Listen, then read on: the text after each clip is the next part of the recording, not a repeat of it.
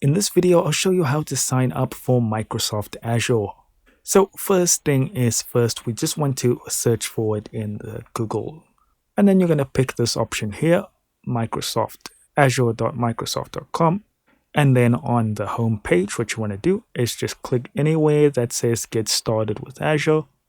And then you want to click on the option on the left here that says try Azure for free. Then you just need to sign into your Microsoft account. And once you're done signing in, you'll be brought to this screen. In here, we need to fill out some personal information. So fill out what you're going to use this for, and then all your other personal information. And when you're done, you'll need to complete the puzzle here at the bottom. So just click next, and depending on what your puzzle is, complete it. And once verification is complete, hit next. Now you'll be brought to step 2, which is just your home address. And when you're done, you just need to tick the first one.